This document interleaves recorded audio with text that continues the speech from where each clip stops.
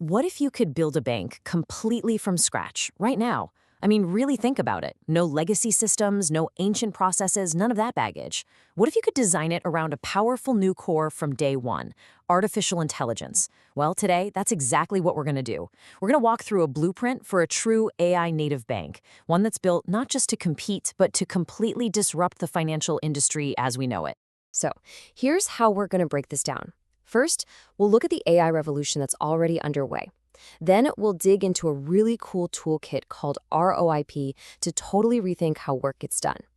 After that, we'll see how this leads to a wild, new operating model, the human AI swarm. Then we'll use a legendary strategy framework to figure out how this new bank could actually win in the market before tying it all together into our final blueprint for the future. All right, let's start with where things stand today. The truth is, AI is already everywhere in finance, but the way it's being used, well, that's barely scratching the surface of what's possible. And look, the stakes here are absolutely massive. The OECD is projecting a 12% productivity gain just from AI in the financial sector alone. That is one of the highest numbers across any industry. So we're not talking about a small improvement here. This is a fundamental shift in how value gets created. The money, the potential, it's all there. Now, you've probably already run into this first wave of AI, right? It's the automated client onboarding, the credit scoring for small businesses, the chatbots you talk to for customer service, or the systems that monitor trading in real time. But here's the catch. Every single one of these is just about making an old process a little bit faster or a little bit cheaper. It's optimization. It is not reinvention. And that, right there, brings us to this central question of this whole explainer. What happens when we stop trying to bolt an AI engine onto a 100-year-old car, and instead we design a brand new vehicle from the ground up, built around that AI engine? That's when things get really interesting. Okay, to do that, we're going to need a new toolkit. And funny enough, the key isn't in banking at all. We're going to borrow a framework from a totally different, high-stakes world, cybersecurity. It's a method for figuring out exactly where AI can create the most value. It's called Return on Improved Performance, or ROIP for short, and it's a beautifully simple idea. Instead of just asking, hey, can we automate this task? ROIP forces you to ask a much smarter question. What is the actual value of getting better at this task? This simple flip helps us decide what we should hand over to AI and what we absolutely need to keep for human experts. So here's the crucial first step. We don't start with the technology. Nope. We start by deconstructing the work itself. Let's take a complex role like a bank trader. It's not just one thing. It's actually a bundle of very different tasks, right? You've got monitoring markets, executing basic trades, coming up with totally new strategies, talking to clients, doing compliance. The first step is to just break the job down into these basic building blocks. Now, this is where it gets really, really cool. When you apply that ROIP lens, a clear pattern emerges. For a task like executing a routine trade, the main goal is to simply not screw it up. The value comes from getting rid of errors. That's what we call a negative ROIP. Perfect for an AI agent. But for stuff like talking to a client or dreaming up a new strategy, that's where human ingenuity creates exponential value. And that's the dividing line. You automate to eliminate error, and you empower humans to amplify creativity. So once you've resorted all these tasks based on where the real value is, the old way of organizing people, well, it just doesn't make sense anymore. What rises from the ashes is something completely different, a new, dynamic, and collaborative way to work. We call this the human AI swarm model. So picture this. Instead of a human being a cog in a machine, they become the conductor of an orchestra. They aren't doing the tedious, repetitive stuff anymore. Instead, they're orchestrating a whole swarm of AI agents that are executing, monitoring, and analyzing everything 24/7. The human's job is now all about strategy, oversight, and refinement. And it all works in this really powerful feedback loop. Step 1.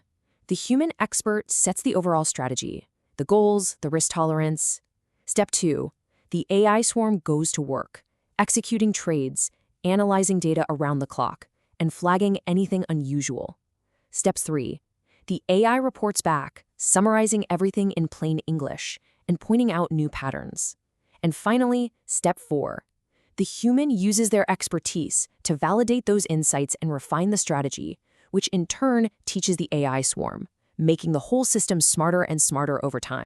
Okay, so we've totally redesigned the work and the process. We have a whole new engine room for our bank. But now for the billion-dollar question. How does this new kind of bank actually win in the marketplace?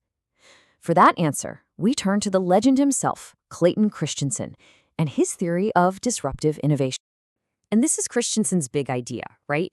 It's so powerful. He argued that real disruption hardly ever comes from making a slightly better product for your richest customers. No, it comes from using new technology to make something so much simpler and more affordable that you open it up to a whole new group of people who were completely ignored before. And when you put the old and the new models side by side, man, the difference is just night and day. The big incumbent banks, they have massive overhead costs, and they're built to serve huge corporations. Our AI native bank, with its super lean swarm model, has a fundamentally lower cost structure.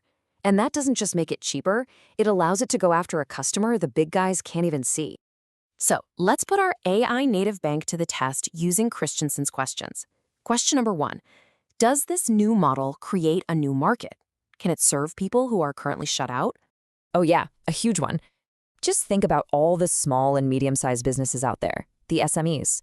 They could never dream of affording the kind of sophisticated financial services that big corporations just take for granted. The AI native bank, with its low-cost model, unlocks this massive, completely underserved market. Okay, that's great, but can you actually make money doing that? That's the second, and maybe most important question. Is the business model actually profitable at those way lower price points? And again, absolutely. This is where it all clicks into place. That human AI swarm model we designed, it's not just an efficiency play. It's the strategic weapon that makes this whole thing possible. It's the engine that lets the bank serve smaller clients and still be profitable, something the incumbent banks are literally not built to do. So let's pull all these threads together. What we've put together here isn't just a business plan for a new company. It's a blueprint for an entirely new kind of financial institution. It really boils down to this simple 3-step blueprint. 1. Deconstruct work using ROI to P to figure out what humans should do and what AI should do. 2.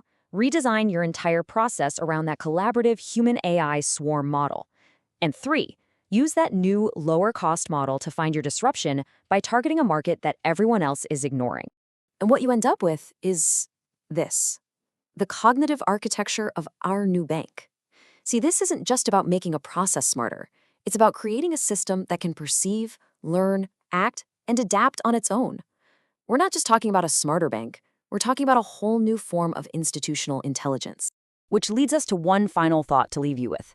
After seeing this blueprint, after understanding how you could redesign work, process, and strategy from the ground up, if you were building a bank today, would it look anything at all like the ones we have now?